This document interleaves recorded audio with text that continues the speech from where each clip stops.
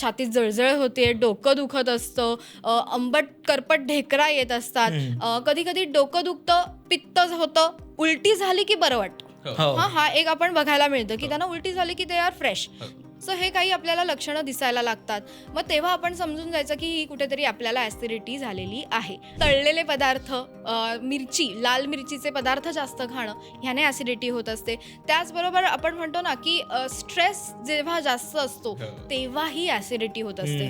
म्हणजे मी ऑब्झर्व केलेलं आहे पेशंटमध्ये की ते म्हणतात की मॅडम मी कोणावर चिडलो ना की मला ॲसिडिटी होतेच होते, डोकं गरम होतं आपण, आणि पुढे जाऊन हे हायपर टेन्शनमध्ये पण कन्वर्ट होऊ शकतं. जेव्हा तुम्ही लॉंग टर्म यूज ऑफ अँटासिड्स करतात तेव्हा मेनली होतं काय तर तुमचं पित्त सप्रेस व्हायला लागतं आणि गॉल ब्लॅडर स्टोन सुद्धा होऊ शकतात. असं होऊन नाही ना चालणार की आपण ॲसिडिटी पूर्णच घालवली तर उद्या पचन कोण करेल. सो नाही, दॅट इज नॉट करेक्ट. आपल्या पोटामध्ये पित्त असणं गरजेचंच आहे, पण ते प्राकृतावस्थेत असणं गरजेचं आहे. आपल्याला एक्झामच्या आदल्या दिवशी एकदम टेन्शन येतं आणि मग आपल्याला लूज मोशन्स होत असतात, ॲसिडिटी, उलटी होणं हे होतं का, कारण का स्ट्रेस आलाय आणि बॉडीला कळत नाही हा स्ट्रेस बाहेर कुठून काढू मी. मग दॅट टाइम गटवरनं ते बाहेर काढलं जातं. म्हणून आई आपल्याला सकाळी काय द्यायची, दही आणि साखर द्यायची. की ते दही आणि साखर काय काम करतं, ग्राही काम करतं, ते लूज मोशन्स थांबवण्याचं काम करतं. सतत आमच्या बिचाऱ्या चहाला नावं ठेवतात की चहामुळे ॲसिडिटी होते. तर चहा, कॉफी या पेयांचा ॲसिडिटी सोबत किती संबंध आहे? खरं बघायला गेलात तर खूप मोठा संबंध आहे.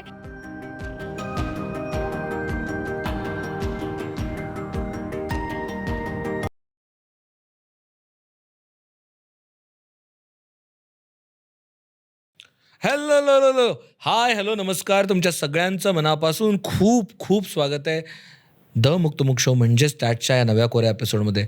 आणि खरं तर जागतिक पॅन्डेमिक जो आहे आत्ता आपल्या आयुष्यात, जो 21व्या शतकाची देण म्हणू शकतो आपण, ती म्हणजे ॲसिडिटी. मनात असणारी, शरीरात असणारी, समाजात असणारी.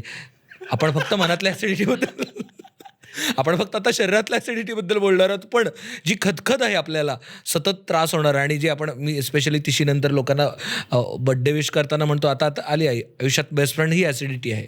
तर त्या बेस्ट फ्रेंडबद्दल आज आपण बोलणार आहोत. आणि त्या विषयावरती बोलायला आपल्यासोबत आहेत डॉक्टर रुचा मेंदळे पै, तन्वी हर्बलच्या संचालिका. मॅम, तुमचं खूप खूप स्वागत आहे. थँक्यू. आणि ओंकार आणि माझा हे अगदीच म्हणजे आमच्या मध्ये कोण बसत असेल तर ॲसिडिटी. म्हणजे मी आज सकाळी ग्रुपवरती ज्यावेळेस हे डिस्कशन चालू होतं की आज ॲसिडिटीचा एपिसोड आहे, त्यावेळेस मी म्हटलं की आज मी उठलो ॲसिडिटीमध्ये. म्हणजे आज उठल्या जर काय कुणी मला त्रास दिला असेल तर ती ॲसिडिटी आहे, आणि आज तिच्यावरती एपिसोड करतोय. तर मला इतका पर्सनल एपिसोड होणार आहे आज माझ्यासाठी, तर मजा येणार आहे. आणि जर आम्ही दोघांनी घातलेले शर्ट्स तुम्हाला जर आवडत असतील तर प्लीज चेकआउट करा. कॉटनचे शर्ट्स आहेत, ते आपले फॅशन पार्टनर आहेत. अत्यंत सुंदर कॉटनचे कपडे आहेत त्यांचे, आणि पण खूप कम्फर्टेबल आहे. आणि दर महिन्यातनं 2 वेळा त्यांचा रिस्टॉक होत असतो आणि नवीन नवीन डिझाईन्स, प्रिंट्स येत असतात. तर प्लीज चेक करू शकता. येस, मला सगळ्यात महत्त्वाचं म्हणजे आता ज्यावेळेस आपण ॲसिडिटी म्हणतो, म्हणजे असं कुणीच नाही आहे की ज्यांना ॲसिडिटी म्हणजे नेमकं काय हे माहीत नाही. म्हणजे त्याचं नक्की फिजिओलॉजिकल काय काम आहे, कशामुळे होते हे जरी माहीत नसलं तरी ती फिलिंग आहे ना, काय जळजळ, ती माहिती आहे. एकदा तरी आयुष्यात झालेली आहे. तर ॲसिडिटी म्हणजे नेमकं काय, इथपासून जर समजून घेतलं म्हणजे एक ते समजायला सोपं पडेल की नक्की कशाबद्दल आपण बोलतो आहोत. नक्की. ॲसिडिटी म्हणजे आयुर्वेदात ह्याला आम्हाला पेशंट येऊन विचारतात, मॅडम पित्त म्हणजे ॲसिडिटी का? तर आयुर्वेदात अम्लपित्त म्हणजे ॲसिडिटी असं सांगितलेलं आहे. आपण मेडिकल टर्ममध्ये ह्याला हायपर ॲसिडिटी म्हणतो किंवा GERD असं म्हणतो. सो गड म्हणजे gastro oesophageal reflux disease. So हे त्याचे मेडिकल टर्म्स असतात. पण आपण जेव्हा समजून घेऊयात की ॲसिडिटी म्हणजे काय, तर आपल्या शरीरातला पित्त दोष वाढलेला असतो. जसं आपल्या शरीरात वात, पित्त, कफ हे 3 दोष आहेत. त्यातला पित्त जेव्हा वाढतो शरीरामध्ये तेव्हा आपल्याला ॲसिडिटी व्हायला लागलेली असते. सो अम्लपित्त हे पहिल्यांदा काश्यप संहितेमध्ये त्याचं वर्णन करण्यात आलं. म्हणजे त्यांनी काय सांगितलं ऋषींनी, त्याचं एक साधं सिंपल त्यांनी वर्णन केलं की दह्याचं भांडं असतं, आपण रोज त्याच्यात दही लावत असतो, 2 दिवस दही लावतो, तिसऱ्या दिवशी त्याच्यात आपण दही म्हणजे न विसळता डायरेक्ट दूध जरी घातलं तरी त्याचं दही बनतं. म्हणजे तेवढं अम्लत्व त्या भांड्यामध्ये आजूबाजूला असतं, आणि काहीही घाला म्हणजे ते लगेच त्याचं दही बनत असतं.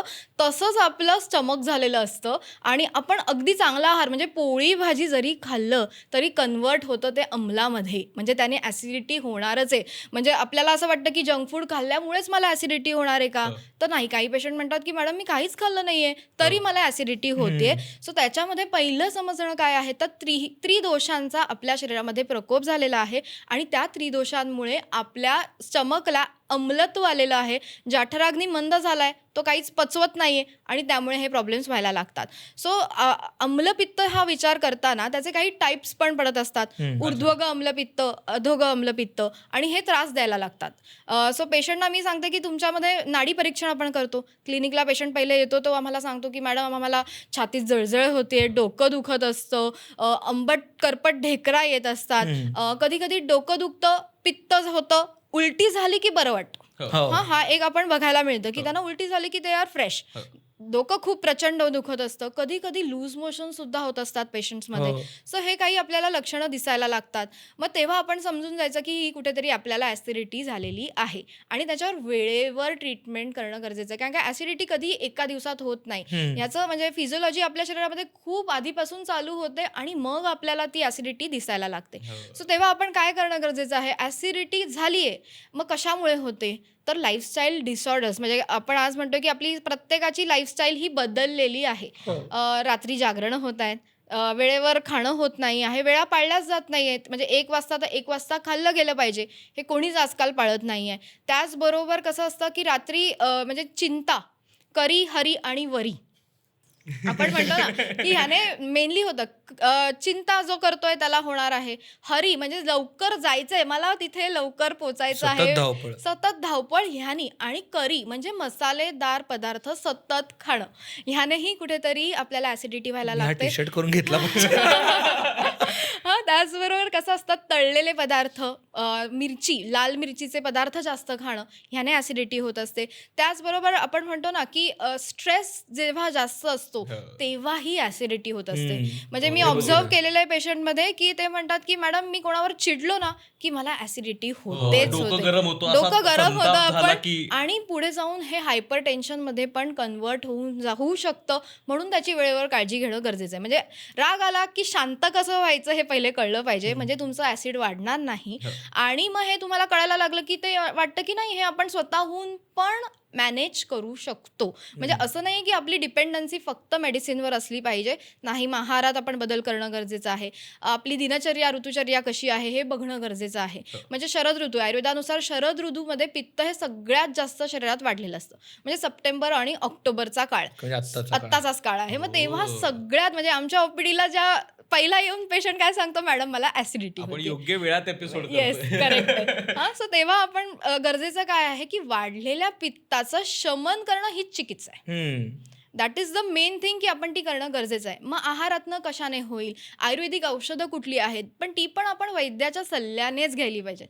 म्हणजे असं नाही आजीबाईच्या बटव्यातली औषधं भरपूर आहेत आणि ती उपयुक्त आहेत, पण ती खरंच उपयुक्त आहेत का हे वैद्याकडनं शहानिशा करून मगच ती वापरणं पण गरजेचे आहे. तुम्ही मगाशी 2 काहीतरी नावं सांगितलीत की प्रकार असतात ऍसिडिटीचे. कारण बऱ्याचदा असं होतं ना की काही जणांना म्हणजे सांगितलं तर आजीबाईच्या बटव्यावरनच तुम्ही की गार दूध पी बरं वाटेल, काही जणांना लिंबू पाणी पिल्यानंतर ऍसिडिटी बरी होते. पण माझ्या वडिलांना असं होतं की लिंबू पाणी पिलं की त्यांची ऍसिडिटी तुफान वाढते, दही खाल्लं की सोसतच नाही.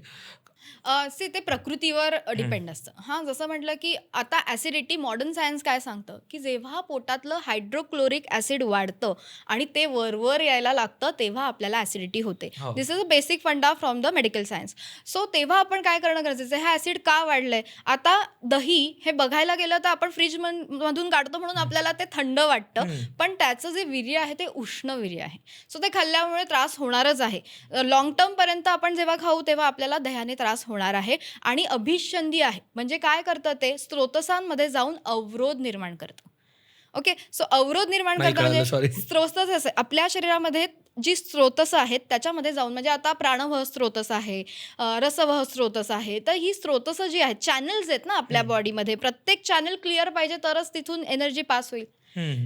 ब्लॉकेज असेल तर ती नाही पुढे जाणार ना, एनर्जी पुढे जाणारच नाहीये, ती ब्लॉक राहील. म्हणून आपण ते क्लिअर असणं गरजेचं आहे. आता लिंबू म्हटलं तर उष्ण आहे, ॲसिडिक आहे, नेचरमध्ये आपण बघितलं तर ॲसिडिक आहे, त्यामुळे जर ते नीट डायल्यूट केलं नसेल तर त्याचा त्रास होईल. So dilution is important. आपल्या पोटाचा जो pH व्हॅल्यू आहे ती मेंटेन राहणं गरजेची आहे. एखाद्याने जर ॲसिडिक आणि अल्कलाईन फूड असतात, आता वॉटर इज न्यूट्रल, त्याचा काउंट होतो pH येतो 7 येतो. त्याच्या खाली जे आहेत 7च्या खाली जे आहेत 6 आहेत 6.5 आहेत, तर ते सगळे ॲसिडमध्ये येतात, ॲसिडिक असतात. आणि 7च्या वर जे आहेत ते सगळे अल्कलाईन आहेत. आता अल्कलाईन फूड्समध्ये आता ॲसिडिटी झाल्यावर नॉर्मली अल्कलाईन फूड जास्त खाली गेली तर ते न्यूट्रल होईल, ती ॲसिड न्यूट्रल होणं. कारण काय असं होऊन नाही ना चालणार की आपण ॲसिडिटी पूर्णच घालवली तर उद्या पचन कोण करेल. सो नाही, दॅट इज नॉट करेक्ट. आपल्या पोटामध्ये पित्त असणं गरजेचंच आहे, पण ते प्राकृतावस्थेत असणं गरजेचं आहे. सो त्याच्यासाठी अल्कलाईन फूड्समध्ये व्हेजिटेबल्स आहेत, फ्रूट्स आहेत, फायबर्स जास्त खाणं गरजेचं आहे. जर ते आहारात नसतील तर तुम्हाला ॲसिडिटी हमखास होणार. ॲसिडिटी झाली की ती कमी कशी करणं गरजेचं आहे हे महत्त्वाचं आहे. त्याच्यासाठी अगदी साधे साधे उपाय असतात. म्हणजे आपण म्हणतो की हॉटेलमध्ये बघतो की आपण बडीशेप आणि खडीसाखर ठेवलेली असते, तर ती पचन सुधारण्यासाठी ठेवलेली आहे ना, तर ती खायची ना, घरी पण ठेवायची आणि रोज खायची ती. ज्यांना शुगर आहे त्यांना आम्ही सांगते की मिष्टी नका खाऊ, म्हणजे खडीसाखर नका खाऊ, पण बडीशेप तर खा, त्याने काही हरकत नाही. असे साधे साधे उपाय असतात ज्याने आपण ॲसिडिटी कंट्रोल करू शकतो. आणि मला असं वाटतं की पचन संस्था आधी तुम्हाला काय ही माहीत असणं गरजेची आहे. जर तीच आपल्याला, बिकॉज ही आपल्याला शाळेच्या पुस्तकात 7वी 8वीत शिकवलेली असते, पण ती फक्त आपण पुस्तकी ज्ञान घेऊन राहतो आणि पुढे त्याचा आपल्या आयुष्यात आपण ॲप्लिकेबलच नाही आहे. ती काही प्रॅक्टिकल नॉलेज आपण काही वापरत नाही आहोत. सो सलायवेशन होतं. आपण जे काही अन्न खातो त्याची पहिली प्रोसेस डायजेशनची ही मुखापासून चालू होते. जे काही स्टार्च आहे, अन्नामधला स्टार्च आहे, त्याचं पहिलं डायजेशन हे चालू होतं मुखापासून. आता जर तुम्ही चावतच नाही आहात तर तुमचं डायजेशन नीट होईल का? नाही होणार, कारण की पहिली स्टेपच तुम्ही मिस केलीत.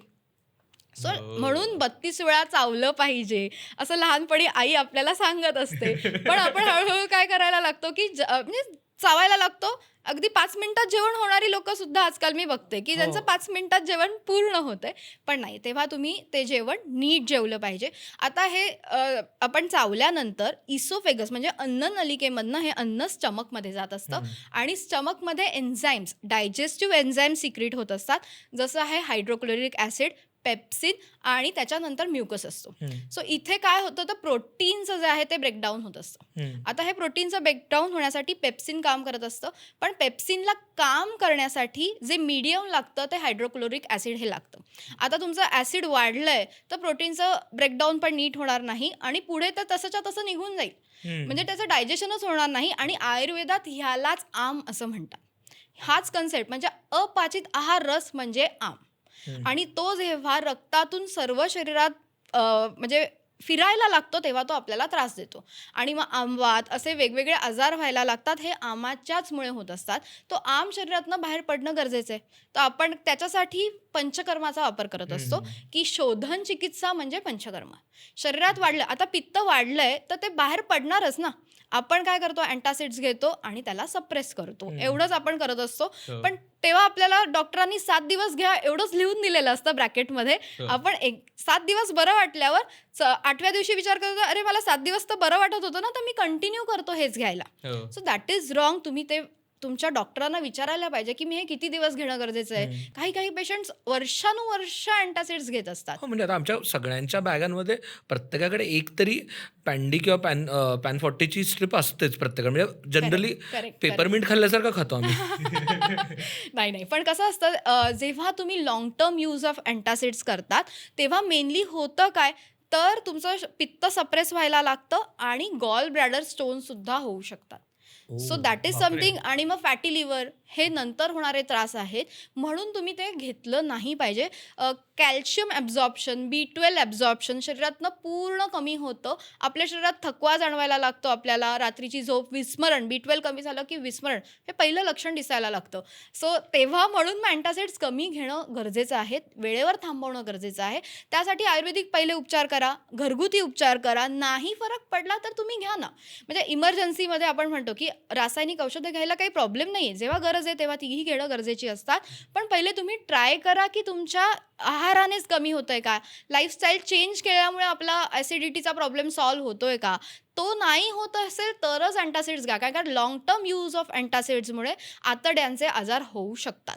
सो हे जेव्हा आपल्याला कळतं मग तेव्हा आपण ते डोक्यातून काढतो आणि हळूहळू आपली लाईफस्टाईल चेंज करायला लागतो अँड देन आपल्याला दिसतं की नाही बाबा ह्याच्यात ॲसिडिटीमध्ये प्रमाणामध्ये बऱ्यापैकी फरक पडायला लागतो. म्हणजे ते औषधासारखंच त्याचा वापर केला पाहिजे. म्हणजे ते रोजचं सॅलड सारखं अँटासिड नाही खाल्लं नाही खाल्लं पाहिजे. पाहिजे. करेक्ट आहे, करेक्ट आहे. आणखीन एक प्रश्न असा पडतो की खूप लोकांना ना खूप ऍसिडिटी झालं म्हणजे पित्त झाल्यानंतर अंगावरती ते डाग यायला लागतात. म्हणजे लाल होते स्किन, Correct, मग ती correct. खाजते हो, हो. आणि मग बराच वेळ जात नाही. म्हणजे माझा चुलत भाऊ होता तर त्याला सतत यायचं ते आणि उन्हाळ्यात सतत त्रास व्हायचा आणि मग आम्ही असे डोक्याला हात मारून की ते 2-2 दिवस जात नाहीये, अंग खाजतंय. हो, हो, तर हो. ते काय असतं नक्की, ते का त्याला होतं? शीतपित्त असं म्हणतात, अच्छा. अर्टिकेरिया असं म्हणतात. आणि नॉर्मली काय होतं, वेग धारण केल्यामुळे ते होत असतं. आयुर्वेदानुसार कसं सांगितलंय, 13 अधारणीय वेग सांगितलेत. म्हणजे तहान लागली आणि तुम्ही पाणी प्यायलं नाहीत, उलटी होतीये आणि ती थांबवली तरी तुम्हाला शीतपित्त होऊ शकतं. हां, सो त्याच्यानंतर पित्त हे वाढलेलं पित्त जर तुम्ही शरीराबाहेर पडलं नाही तरी त्रास होणार आहे. मग ते वे आउट शोधत राहतं, मी कुठून बाहेर पडू, मग ते स्किनमधनं बाहेर पडायला लागतं. सो तेव्हा मग अंगावर गांधी उठणं, त्याला खाज येणं असे सिम्पटम्स पेशंटला दिसतात. त्याच्यासाठी अँटीहिस्टामाइन्स घेणं किंवा अँटी ॲलर्जिक घेणं हे करत राहतात. एक दिवस बरं वाटतं, दुसऱ्या दिवशी परत तोच त्रास होतो, कारण ते पित्त बाहेर पडल्याशिवाय राहणार नाही. हे पहिले कळणं गरजेचं आहे. तेव्हा आपल्याला कळतं, मग त्याच्यावर आपण घरगुती उपाय काय करतो, तर कोकम असतं. हो. येस, कोकम असतं, त्याचा रस आपण तिथे लावत असतो किंवा सब्जा खायलाही असतो. देतात. कोकमाचं सरबत सुद्धा अल्कलाईन आहे. आजकाल भरपूर नवीन अल्कलाईन वॉटर्स वगैरे हे कन्सेप्ट आले. पण आपल्या आहेत ना, आपल्या शास्त्राने दिलेली आहेत ना, वाळा सरबत आहे, कोकम सरबत आहे, ती घ्या ना, ते पण तेच सेम काम करणार आहे. सो तेव्हा आपण मग ते कोकम सरबत घेणं गरजेचं असतं. त्याच्यानंतर सोडा जो असतो, खाण्याचा सोडा, तो पाण्यात घालून तिथे लावला तरी त्याचं शमन होतं. सो तेव्हा ते करणं गरजेचं आहे. हे साधे साधे उपाय असतात. आणि मग आपण पेशंटना सांगतो की तुम्ही पित्त कमी करण्यासाठी आपलं तन्वीशता सुद्धा घेऊ शकता. सो आपण हे पेशंटना सांगतो की माझे फॉरेनला पेशंट्स आहेत, अनेक देशातून ते कॅनडावरनं वगैरे घेऊन जातात, कारण का त्यांना माहिती की ह्याने रिझल्ट मिळतो आणि पित्त वाढत नाही. सो आपल्याला काय करायचंय, प्राकृतावस्थेत पित्त ठेवणं गरजेचं आहे. ते जर असेल तर तुम्हाला कुठलाही त्रास पित्ताचा होणार नाही. आणि मेनली मी बघून येतं की पित्त प्रकृतीच्या व्यक्तींनाच पित्ताचा त्रास हा जास्त होतो. म्हणजे असं नाहीये की प्रत्येकालाच होतंय. कफ प्रकृतीच्या व्यक्तींना हा जास्त त्रास होतच नाही, त्यांना खाल्लेलं पचतं. आता पित्त प्रकृतीच्या लोकांमध्ये काय होतं, भूक लागलीये आणि खाल्लं नाही की त्यांना जो त्रास होतो, जे पित्त वाढतं की त्यांना ते खाल्लं नाही की त्यांना हा त्रास होणारच होणार. हे मग त्यांनी वेळा पाळल्या पाहिजेत ना, तेव्हा त्यांनी अशी एक्सक्यूज देऊन चालणार नाही. पण मला हेच होतं ना की मला मान्य आहे की लाईफस्टाईल मध्ये आपण थोडे चेंजेस केले पाहिजेत, खाण्यापिण्यात बदललं पाहिजे. पण होतंय काय की आत्ता बघा ना, आपलंच शूट चालू आहे तर आपलं खाण्याची वेळ पुढे जाणार आहे, कारण का 1-2 टेक्निकल ग्लिचेसमुळे थोडं पुढे गेलं. सिमिलरली आता त्याच्या पुढचं शूट आहे तर समजा ते गेस्ट लवकर आले असतील तर आम्ही म्हणणार की ठीक आहे आपण ते झाल्यावरती जेवूया, असं काही नाही. आणि हे आमच्या बाबतीतलं सांगितलं, प्रत्येकाच्या बाबतीत काही ना काहीतरी असं घडत राहतं की जेणेकरून रात्री 9 वाजताच कॉल आहे आणि तो कॉल संपलाच 12 वाजता आहे. सो अशा गोष्टींच्या बाबतीत त्यातल्या त्यात काही असे 4 पथ्य असू शकतात का की मॉडर्न लाईफस्टाईलमध्ये जी पाळू शकतो, बाबा पाळली तर त्यातल्या त्यात कमी होऊ शकेल, आणि मग उपाय काय आहेत त्याच्यावर? ओके, सो पित्त कमी होण्यासाठी आता तुम्हाला कळलंय की वेळ आता माझी नाहीये, पण थोडासा एक गुळाचा खडा ठेवा ना. पित्त प्रकृतीच्या व्यक्तींना आम्ही काय सांगतो की तुम्हाला जरी जेव्हा भूक लागली पहिले द्या ना, त्याला काहीतरी शमन करायला द्या ना. आणि आयुर्वेदात सांगितलेलंच आहे की तुम्ही मधुर रस जेवणाच्या आधी घेतला पाहिजे आणि आपण त्याच्या उलटं करतो. स्वीट डिश पहिला खाल्ली स्वीट पाहिजे. डिश पहिली खाल्ली पाहिजे आणि मग नंतर तुम्ही तुमचा आहार, कारण काय पाचक म्हणजे जो अग्नी आहे तो स्टार्टिंगला एकदम प्रज्वलित असतो, तेव्हा तुम्ही जे जड खाणं द्याल ना ते पण पचेल. आणि हळूहळू जसा तो शांत होत जाईल मग ते स्वीट डिश पचवायला तो आहे का तेवढा? नाही, तो फायरच नाहीये. जसं पोळी, आपण गॅसच्या खालची पोळी म्हणजे गॅस आहे, पोळी भाजतोय आणि खालचा गॅस जर कमी झाला तर ती होईल का? नाही, ती नीट नाही होणार, भाजली नाही जाणार.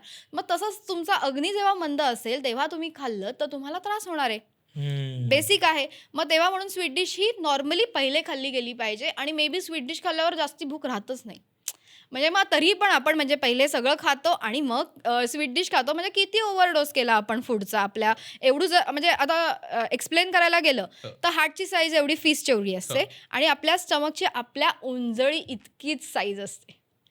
हा सो आता आपलं एवढंच पोट आहे आपलं, सो आपण तेवढंच खायला पाहिजे. जेव्हा आपण जास्त खातो तेव्हा इलॅस्टिसिटी वाढते आणि स्टमकची साईज वाढायला लागते. So आपण स्टमक म्हणतो म्हणजे कुठल्या ऑर्गन बद्दल बोलतो आपण? कारण स्टमक इज द स्टमक. हा सो माउथ है, इसोफेगस येतं त्याच्यानंतर, मग स्टमक येतं, मग डिओडेनम येतं, small intestine and then large intestine, anus. हा असा डायजेस्टिव्ह म्हणजे आपण या अखंड एरियाला पोट म्हणतो, ते पोट नाहीये ती खरं. स्टमक. आमाशय म्हटलं ना की तेच येतं. आणि पक्वाशय म्हणजे खालचा पार्ट.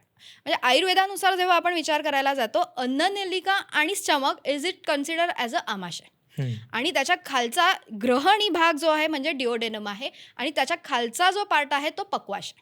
ओके. सो आमाशयातला जो आहे तो ऊर्ध्वग अम्लपित्त म्हणतो आपण, आणि पक्वाशयातलं जे अम्लपित्त असतं त्याला अधोग अम्लपित्त म्हणतो. म्हणजे काय असतं? Sorry, okay. Too much biology for me. जेव्हा पित्त वाढलेलं आहे आणि ते वरवर येत आहे म्हणजे ते ऊर्ध्वग अम्लपित्त आहे, आणि त्याचं शमन कधी होतं? उलटी झाल्यावर त्या पेशंटला बरं वाटतं. पण अधोग अम्लपित्त म्हणजे काय असतं, आणि हे क्वचित होतं. म्हणजे शास्त्रात पण काय सांगितलेलं आहे, ह्याचे पेशंट जास्त बघायला मिळत नाहीत. मेनली जे दिसतात ते ऊर्ध्वग अम्लपित्ताचेच दिसतात. पण ह्याच्यामध्ये काय होतं, लूज मोशन्स होतात आणि मग पेशंटला बरं वाटतं. हा त्याच्यातनं कधी कधी रक्त सुद्धा जातं, बिकॉज अल्सर फॉर्मेशन इंटरनली झालेलं असतं. सो तेव्हा ते रक्त पडायला लागतं. सो तेव्हा पेशंटना कळतं की हे आपल्याला झालेलं आहे. मग आतले व्रण नीट झाले पाहिजे. जसं म्हणालं, एन्झाईम्स जी आपण ही 3 एन्झाईम्स जी आपण बघितली, ती 3 एन्झाईम्स कुठली होती? पेप्सिन होतं, हायड्रोक्लोरिक ॲसिड होतं आणि म्युकस असतं. सो जो म्युकस काय प्रोटेक्ट करतो आपल्या स्टमकला फ्रॉम हायड्रोक्लोरिक ॲसिड, कारण का नाहीतर ते व्रण तयार करेल, आणि तो व्रण न होण्यासाठी तो म्युकस असतो, तो कफ असतो. सो जेव्हा ऊर्ध्वग अम्लपित्तामध्ये कफानुबंधी असतं, ते वातानुबंधी असतं आणि कफानुबंधी असे टाईप्स पडतात. ते आपल्याला ते नाडी परीक्षणावरनं आपल्याला ते कळून येत असतं. ऊर्ध्वग अम्लपित्तासाठी आपण वमन करतो. हां, सो ते बाहेर पडलं पाहिजे. मदनफळ, सैंधव आणि असं करून त्यांना वमनाची औषधं दिली जातात आणि वमन केलं जात असतं. आणि जेव्हा अधोग अम्लपित्त असतं तेव्हा आपण विरेचन देत असतो. म्हणजे वसंत ऋतूमध्ये आम्ही सांगतो की एकदा तरी विरेचन करून घ्या, म्हणजे तुमच्या शरीरातलं पित्त वाढलेलं जे आहे ते शरीराबाहेर शोधन होईल त्याचं. आता काय केलं पाहिजे या काळात? आता विरेचन केलं पाहिजे. दॅट इज अ शरद ऋतूमध्ये. सो तेव्हा आपण तेच करणं गरजेचं असतं. सो हे आधीमध्ये आई एरंड्याचं तेल द्यायची. ते खरं तर ते जे जमा झालेलं पित्त आहे ते पोट स्वच्छ होण्यासाठी. ते पोटाचा हार्पिक आहे. करेक्ट आहे. सो तेव्हा पण उष्ण असतं. एरंड तेल हे थोडं उष्ण असतं, त्यामुळे त्यांनी ते पण वैद्याला विचारूनच घेणं गरजेचं आहे. किती ml घेतलं पाहिजे, कसं घेतलं पाहिजे, हे म्हणजे आपण स्वतः न घेता वैद्याला सांगितलं ना की मग तो तुम्हाला बरोबर सांगतो की हे करणं गरजेचं आहे. एक खाण्याबद्दलचा प्रश्न पडतो की बऱ्याचदा हे होतं ना की ऍसिडिटी वाढली आहे, पित्त वाढली आहे, की लगेच कोणीतरी हे करतं की काही खाल्लं नाही आहे का सकाळपासून, आणि मग काहीतरी पटकन पोटात टाक म्हणजे बरं वाटेल, मग लगेच डोकं दुखायचं थांबतं. आणि किंवा खूप खाल्ल्यानंतर सुद्धा ऍसिडिटी वाढते, म्हणजे काहीतरी तेलकट किंवा तशा गोष्टी खाल्ल्या असतील. तर काय पद्धतीचा आहारही असला पाहिजे जर ऍसिडिटी मुळातच टाळायची असेल तर? ओके, सो पचायला हलका आहार पाहिजे. तर मी माझ्या पेशंटना काय सांगते की सकाळी उठलं की मऊ भात खायला पाहिजे. ज्यांना ऍसिडिटीचा त्रास आहे त्यांनी सकाळी उठल्यावर मऊ भात खायचा. कारण काय भात खायचा, भात मऊ भात. हा, त्याची पण पद्धत वेगळी असते. मऊ भात बनवण्याची पद्धत वेगळी असते. भात आपण जेवढं प्रमाण घेऊ त्याच्या 14 पट पाणी घ्यायचं असतं. 14? येस, 14 पट पाणी घ्यायचं असतं. आणि त्याच्यामध्ये थोडंसं तूप घालायचं असतं, थोडंसं मेथकूट घालायचं असतं, म्हणजे तो प्रोटीन कंटेंट आला ना त्याच्यामध्ये. सो सकाळी तुम्ही हे खाल्लं की तुमचं जे काही पित्त वाढलेलं आहे त्याचं लगेच शमन होतं. आणि हे नॉर्मली एका दिवस नाही, मग 15 ते 20 दिवस रेग्युलर तुम्ही सकाळी उठून हे घेणं गरजेचं आहे. म्हणजे तुम्हाला पित्ताचा त्रास वरचेवर होणारच नाही. म्हणजे हे करणं गरजेचं आहे. आहारात आपण चेंज करणं गरजेचं आहे. वेळा पाळणं गरजेचं आहे. रात्री वेळेवर झोपणं गरजेचं आहे. आता आपलं शरीर हे बायोलॉजिकली सूर्याशी कनेक्टेड आहे. हा, आता जेव्हा सूर्यप्रकाश आपल्या शरीरावर पडतो तेव्हा एनर्जी हॉर्मोन्स आपल्या शरीरात सिक्रेट व्हायला लागतात आणि मग दिवसभर म्हणून आपण काम करतो. आता रात्री जेव्हा सूर्य मावळतो तेव्हा आपल्या शरीरात मेलाटोनिन सिक्रेट व्हायला लागतं. सो दॅट आपल्याला आपोआप ती झोप येण्यासाठी तयारी आहे. हा, ते आपलं जे चक्र आहे झोपेचं ते कंट्रोल करत असतं मेलाटोनिन. पण जेव्हा रात्री जागरण व्हायला लागतात तेव्हा स्ट्रेस हॉर्मोन्स आपल्या शरीरात जास्त सिक्रेट व्हायला लागतात. ॲड्रिनालिन आहे, कॉर्टिसॉल आहेत, ही सिक्रेट जास्त व्हायला लागतात. पण का? तर एनर्जी पाहिजे. खरं काय आपण रात्री झोपलं पाहिजे, पण तरी आपण काम करतोय. म्हणजे जी एनर्जी सिक्रीट होणारी हॉर्मोन्स होती ती परत सिक्रीट व्हायला लागली. कारण काय लाईट पडतोय आपल्या शरीरावर अजूनही. सो त्याच्यामुळे ती सिक्रीट झाल्यावर बॉडीला स्वीट क्रेविंग्स रात्री जास्त व्हायला लागतात. हां, बिकॉज स्ट्रेस हँडल होत नाहीये. That is a stress. बॉडीला तो स्ट्रेस होतोय की नाही झोपण्याची वेळ आहे, झोपलं पाहिजे, नाही झोपत होत आपण. मग बॉडीला ते स्ट्रेसफुल होतं आणि तो स्ट्रेस कुठेतरी रिलीज झाला पाहिजे, नाहीतर बॉडीला ते उद्या परत काम करायचंय ना सकाळी उठून. कारण मग झीज कुठून भरून येईल? शरीराची झीजच भरत नाहीये, वातप्रकोप होतो आणि वात वाढला की त्या वाताची जेव्हा ऊर्ध्वगती होते तेव्हा ते पोटातलं पित्त वर घेऊन येणारच. कारण काय आयुर्वेदात काय सांगितलेलं आहे, कफ आणि पित्त हे पंगू आहेत, ते वाताशिवाय कामच करू शकत नाही. पंगू म्हणजे ते पांगळे आहेत, ते त्याच्याशिवाय कामच करू शकत नाही. वातच त्यांना पूर्ण शरीरात घेऊन फिरणारा आहे. तर तुमचा वात बिघडला की तुमच्या शरीराची सगळीच सिस्टीम बिघडणार. म्हणजे आज मी हे जी मुवमेंट करते ही वातामुळे होते. आता वात म्हणजे पेशंट विचारतात म्हणजे गॅस म्हणजे वात का हो मॅडम? तर नाही, तसं नाहीये. आपल्या शरीरातली प्रत्येक जी क्रिया आहे, हालचाल आहे, हा कंट्रोल करणारा वात आहे. आणि जेव्हा वात बिघडतो म्हणून मग रात्री झोपलं नाही वेळेवर किंवा सकाळी वातामुळे त्यांना पित्त वर यायला लागतं आणि सकाळी उठल्यावर अम्लाची म्हणजे अम्लपित्त म्हणजे एक उलटी होतेच त्यांना. आंबट कडवत म्हणजे आपण पित्त बघतो, आपल्याला दिसतं उलटी होताना ते पित्त कसं आहे, पिवळं आहे, हिरवं आहे, निळं आहे. ह्याचा पण शास्त्रात उल्लेख केला. हो, शास्त्रात उल्लेख केलेला आहे की त्याचं जेवढं पित्त जास्त वाढलेलं आहे त्याचा रंग बदलत जातो. हा, सो तेव्हा ते बऱ्याच जणांना सवय सकाळी उठल्यावर ते पहिला उलटी काढतात. म्हणजे बोट घालून पेशंट सांगतात की आम्ही बोट घालून उलटी काढतो. पण ते विरुद्ध आहे ना, आपल्या शरीराने हे करणं योग्य नाही आहे. सो ते करणं नाही. मग तुम्ही ते म्हणजे आपण वमन करतो ते वेगळं, त्याच्यामध्ये कसं वनौषधी देऊन किंवा आपण त्यांना काढा देऊन मग आपण त्यांना वमन करवत असतो. शॉर्टकट मारतो. येस, दॅट इज म्हणजे ते त्रास देणार आहे. हा, सो ते करणं चुकीचं आहे. तुम्ही मगाशी म्हणालात ना, मला असं लक्षात आलं की बरंचसं, कारण मी मार्केटिंगमध्ये असताना ना आम्ही लिटरली ह्या पद्धतीने डिझाईन करायचो की मी एका योगर्ट ब्रँडसाठी काम करतो तेव्हा आम्ही डिझाईन केलं होतं की रात्री म्हटलं की सवय असते आपल्याला, रात्री जातो फ्रीज उघडतो, मग त्यातल्या त्यात काय गोड खायची सवय आहे तर आईस्क्रीमच्या ऐवजी आपण योगर्ट प्लेस करूया. आणि मी बघितलं होतं, कारण बऱ्याचशा ॲडव्हर्टाईजमेंटमध्ये तुम्ही बघितलं तर रात्री फ्रीज उघडतोय, कोणीतरी केक खातोय, ह्याच्या सगळ्या ॲड्स असतात. त्याचं कारण आता हे दिसल्यावरती लक्षात येतं की वाव. येस, तेव्हा स्ट्रेस वाढलेला असतो आणि स्वीट क्रेविंग्स होतातच आणि पित्त वाढायला लागतं. हां, सो तेव्हा आपण काय करणं गरजेचं आहे, तर तेव्हा जसं मी सांगितलं मखानाचा एक छोटा पॅकेट आपल्याबरोबर कॅरी करायचा. सो तुम्हाला भूक लागली की मखाना खा ना, की एक जरी मखाना आपण तोंडात ठेवला ना तर सलायवेशन होत राहतं आणि ते पोटातलं ऍसिड न्यूट्रल करतं. ओके, सो ते मखाना एक तोंडात ठेवून दिला की हळूहळू ते सलायवेशन होऊन मग हळूहळू पोटातलं जे काही वाढलेलं पित्त आहे ते कमी होत असतं. त्याच्यानंतर आपण काय करायचं की आता बाहेर आपण आहोत पण काहीतरी खाल्लं पाहिजे ना. तुम्ही काही खात नसाल तरी त्रास होणार आहे. मग तेव्हा बर्गर आणि सोडा वगैरे पिऊ नका ना, कार्बोनेटेड सोडा पिऊ नका तेव्हा तुम्ही. मग घरून डब्बा कॅरी करा. हां, पचायला हलका आहार घ्या. हां, जसं सांगितलंय जड आहार म्हणजे काय, बेकरी प्रॉडक्ट्स आहेत, जसं केक आहेत, हे पचायला जड आहेत. ते त्या प्रोसेस जे फूड आहेत ते त्या काळात बिलकुल खायचे नाही. म्हणजे काही लोक लेसचं पॅकेट ओपन करून वेफर्स खात असतात किंवा हे चुकीचं आहे, ते नाही करायला पाहिजे. मी नाही करत. ते पण तुम्ही म्हणालात ना की मखाना खा किंवा प्रोसेस. फॉर एक्झाम्पल मी परवाच शॉपिंगला गेलो तो संध्याकाळी 7ला गेलो तर तेव्हा काही जेवण बनलेलं नसतं आणि शॉपिंग संपेपर्यंतच 10-10:30 झाले. आणि आता तेव्हा काय खाणार, म्हणजे ड्रायफ्रुट्स खाऊ शकतो आपण. तिथे मॉलमध्ये असताना तिथं फूड मॉलमध्ये असताना मी अत्यंत माझं पर्सनल की मग त्यातल्या त्यात काय खावं बाबा. तिथे आता साऊथ इंडियन आहे, नॉर्थ इंडियन आहे किंवा पिझ्झा बर्गर नाही खायचं. ओके, मॉलमध्ये कसं असतं माहिती आहे, डाळ भात मिळतो ना आपल्याला तिथे आहे ना, सो तो पचायला हलका आहे. ओके, काय काय त्याच्यात डाळ पण आहे, एक कार्बोहायड्रेट आहे आणि एक प्रोटीन आहे. त्याच्याबरोबर सॅलड घ्या आणि एक भाजी घ्या. ऑप्शन आहे ना आपल्याकडे, तिकडे जाऊन पण हे खाऊ शकतो. पण आपली जीभ आपल्याला ते खाऊन देत नाही तिकडे गेल्यावर.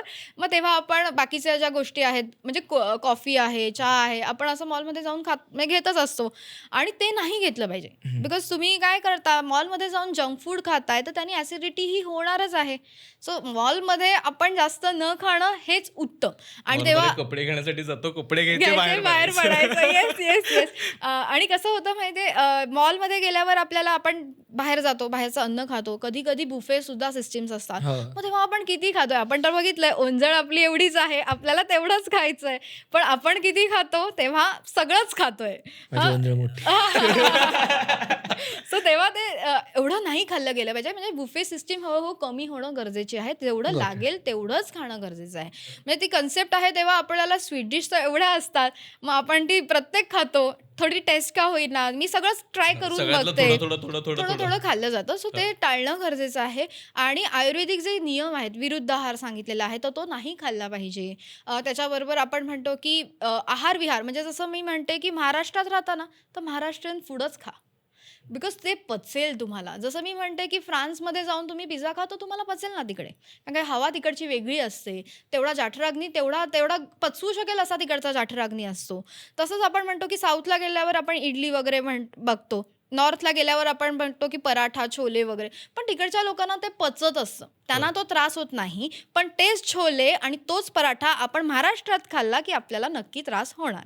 कारण का देश जो आहे त्याप्रमाणे आपलं जाठराग्नी हा असतो. आणि तो जर आपल्याला त्रास देणार जेव्हा आपण विरुद्ध आहार खातो, म्हणजे देशाविरुद्ध आपण जेव्हा खातो तेव्हा आपल्याला तो त्रास देणारच देणार.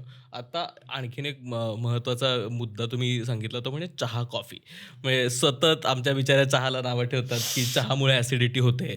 तर चहा कॉफी या पेयांचा ॲसिडिटी सोबत किती संबंध आहे? खरं बघायला गेलात तर खूप मोठा संबंध आहे. मी पेशंटना सांगते की तुम्ही सकाळी उठल्या उठल्या चहा पिऊ नका. हां, काय असतं, जाठराग्नी मंद, म्हणजे रात्री आपण काहीच खाल्लं नाही ना, पोटात काहीच नाही आहे, सकाळी उठल्यावर तो प्रदीप्त व्हायला लागतो. आता काही पेशंटना काय असतं, सकाळी उठल्यावर 3 ग्लास पाणी पितात ते. तर मी म्हटलं, अहो तुम्ही एवढं 3 ग्लास पाणी प्यायला, तुमचा जो जाठराग्नी आहे तो पूर्ण विझला जाईल. मग तुम्हाला पचन कसं होईल दिवसभर? तुमचं एक वेळेस तर पोट साफ होईल, बट ॲट व्हॉट कॉस्ट? की तुमचा जाठराग्नी मंद करताय तुम्ही. तर तसं करणं चुकीचं आहे. 1 ग्लासभर गरम पाणी प्या, तेवढं ठीक आहे. त्याला उशप्पान आपण जसं म्हणतो, तर ते करणं गरजेचं आहे. पण हे करा. आणि कुठलंही पॅक्ड फूड सकाळी उठून घ्यायचं नाही. आता कॉफी आपल्याला पॅक्ड येते, चहा हा पॅक्ड फूड आहे, तर मग आपण ते का घ्यायचं? तर आपण नंतर घ्या ना, तुम्ही दिवसातून 1 ते 2 वेळा ठीक आहे, पण सकाळी उठल्या न घेणं हेच उत्तम. कारण काय, तर त्याची pH व्हॅल्यू तुम्ही चेक केलीत तर चहाची 6.8 आहे, 6.5 आहे, तर ते ऑलरेडी ॲसिडिक आहे. आणि ज्या पेशंटना ॲसिडिटीचा त्रास होतोय त्यांनी तर हे पाळलंच पाहिजे. हां, मी असं नाही म्हणत की प्रत्येकानेच पाळलं पाहिजे, पण ज्याला ॲसिडिटीचा त्रास आहे त्यांनी हे पाळलंच पाहिजे. काही तर थोडंफार खाऊन केलं तर हां, मग चालू शकतं ना, मग ठीक आहे. पण दिवसातून 1 ते 2 वेळाच. माझे पेशंट काही सांगतात, मॅडम आम्ही दिवसातून 10 वेळा सुद्धा चहा पितो. 10 खूप नॉर्मल आहे. सो तेच चुकीचं. कंटाळा आला की चहा घेणं नाही. आणि कॉफी सुद्धा कॅफिन आहे त्याच्यामध्ये. आणि हेच कॅफिन ॲडिक्टिव्ह सुद्धा आहे. आजकाल आपण बघतोय की लिव्हरसाठी ते खूप छान आहे, किंवा फॅट कमी करण्यासाठी ते चांगलं आहे. पण तुम्ही ॲट व्हॉट कॉस्ट? तुम्ही जर रेग्युलर घेतलं तर त्यांनी ॲडिक्शन होणारच आहे ना तुम्हाला. आणि ब्लॅक कॉफी पिली तर आणि काळात चहा प्यायला तर पण तो दोन्ही ॲसिडिकच आहेत. सो ते नॉर्मली जास्त प्रमाणात कुठली, म्हणजे काय असतं, अल्कोहोल सुद्धा ही एवढी मात्रा असते ती त्रास देणार नाही. एवढी झाली की कुठली, मग तुम्ही काहीही प्या, कुठली अतिप्रमाणात झालेली गोष्ट ही कुठलीही त्रास देईल.